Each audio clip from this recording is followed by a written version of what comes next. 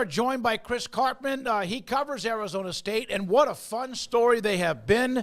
The huge win on Friday. Chris, great to see you, man. Great to have you on the video link. What's it like right now in Tempe, Arizona? People are excited. This has been a long time coming, really. The back-to-back 3-9 seasons, the worst two-year stretch in ASU football history, all the way to fans storming the field after a win against number 16 Utah. Of course, the Utes were not their typical high-caliber functioning offense. Cam Rising didn't look healthy. 3 interceptions. Seems like Kyd Dillingham is going to shut him down, but you still have to make the plays when you get the opportunity. Caleb McCullough, defensive player of the week in the Big 12, 2 interceptions, 12 tackles, wasn't even supposed to start in the game. Keyshawn Elliott was suspended for the first half for targeting. And then Cam Scadaboo, I think everybody kind of in America following college football is aware of this guy at this point. He's over 1,000 yards from scrimmage in 6 games. 3 times he's been offensive player of the week in the Big 12 out of 6 games. That's a pretty great way to introduce yourself to a new conference. So the Sun Devils are feeling pretty good about themselves right now. Chris, last year before the season started, the team had the rug pulled out from under them and said, well, you're not going to a bowl game no matter what happens this year. We're going to do this suspension, whether it means like it matters or not to this crew. And you could feel it, from the outside, like there was a bubble popped about how the season was going to end. Obviously, it was year 1 of Kenny Dillingham. I just see, not like he's coaching angry, but they're coaching confident, and he's coaching like he has something to prove. And that makes them pretty scary because he's a young coach that people maybe don't know a lot about yet, but he's already accomplished a lot. Do you feel that when you see them play right now? Well, he speaks from an educated perspective, right? Because he was with Dan Lanning at Oregon. Lanning, of course, coached at the SEC and major college, the height of major college football. Before that, he was under Mike Norvell at Florida State.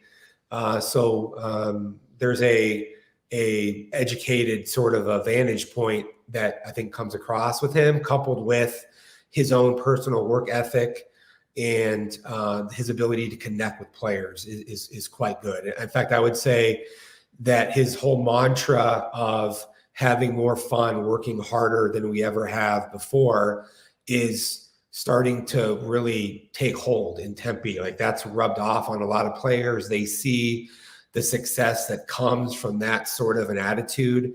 They've won close games. 4 of their wins have been like 7-8 point differentials at most. So basically 1-score games. And they've finished drives and had big moments in the fourth quarter. So they're starting to believe in themselves. And then today he actually had Steve Nash, the 2-time NBA MVP, come in and talk to the guys about remaining humble. And the message was pretty clear, like you haven't actually accomplished anything yet. So yeah, they're 5-1. They got to go on the road and play Cincinnati. Then they got tough games on the schedule after that, including on the road, Oklahoma State, Kansas State. So they're ahead of schedule for sure in his second year after winning only 3 games last year. And the trend line is quite good, but you don't want to underachieve now that you've set yourself up really well for the second half of the schedule. Chris, I follow a lot of the Texas high school guys very closely. So Jordan Tyson, a guy who is on my radar. I know he had the injury a couple years back when in Colorado, and then now this year seems to be blossoming. Now, how much of a breath of fresh air and big option has he been for this offense that revolves around the run game but needs to pop the pass, and he's been able to get that going for them a little bit? Yeah, that was a big deal against Utah because they crowd the line of scrimmage so well that they kind of make you have some success on early downs, passing the ball to soften up their run defense. So Jordan Tyson caught a first quarter touchdown. He's far and away the top targeted guy on the team. You guys will remember at the end of the 2022 season, November, he suffered a catastrophic knee injury I think 3 ligaments torn, including his ACL, and that prevented him from being anything close to 100% for all of last season. Really, I didn't feel like until this spring he was all the way back. Now he's showing what he can do. I think he's going to be an NFL draft pick down the line, and far and away that their top target. They actually need to get a little bit more diversity with their receivers. That's one of the areas that's not quite as good as I anticipated before the season. Chris, the post interview with Dillingham after the win was an all-timer.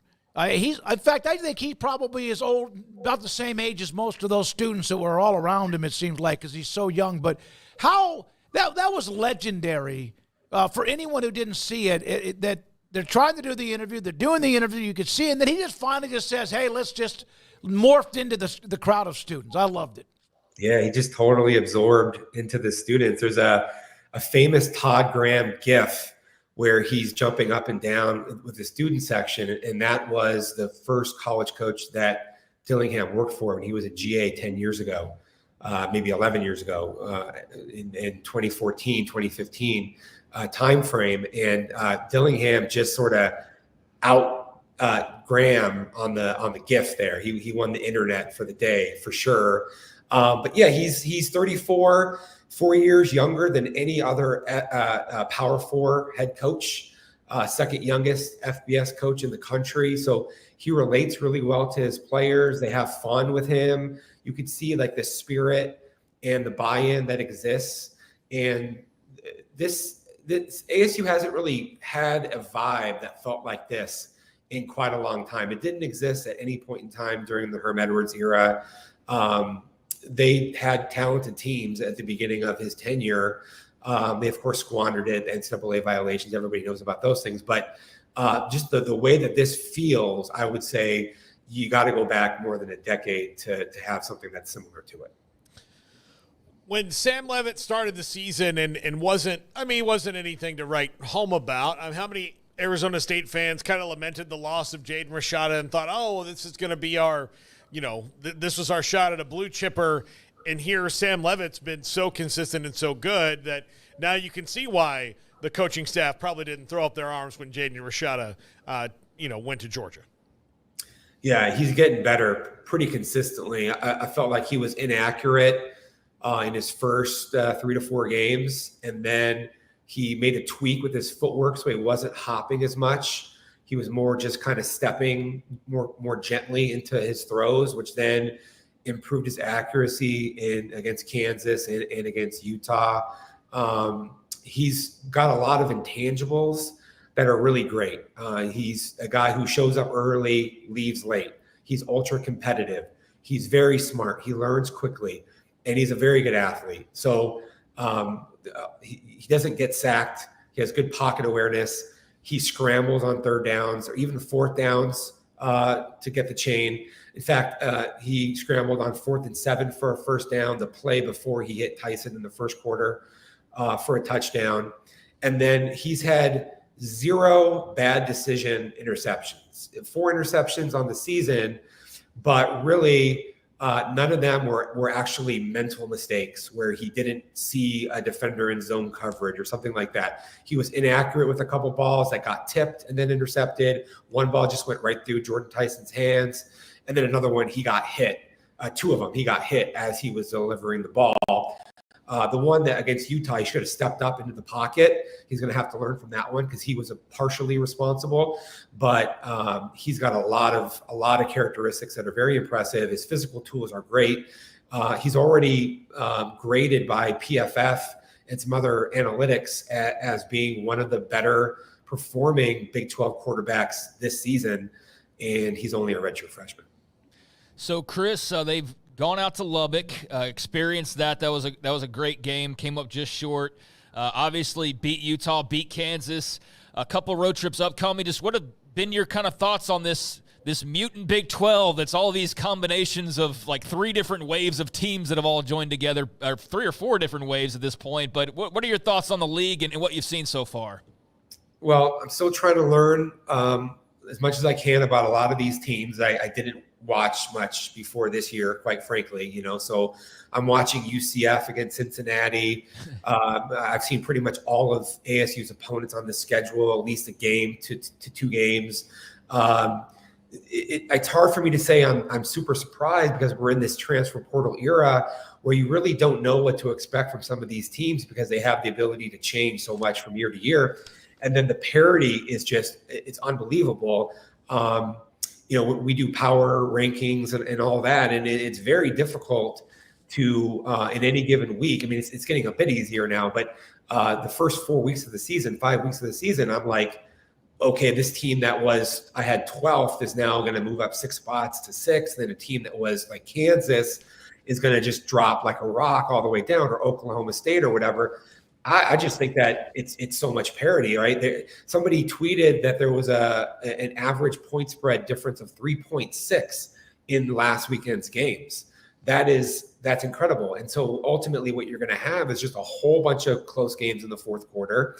And who has the defense and or quarterback play and culture to be able to win a majority of those close games. And ASU's done well at that so far, and so have a few other teams. But that could flip on its ear on the back half of the schedule. So it's going to be very exciting for the duration of the schedule. Chris, great stuff, man. Thank you very much. Remember when we first started talking to you back when there was all the possibility of what was going to happen with the 4 corner schools, and here we are halfway through or close to halfway through the Big 12 season. Thanks for your time. Appreciate it. We'll talk to you soon. Love your show. Thanks a lot, guys. Chris Karpman with us, Sun Devil source who covers Arizona State. What a great story they have been.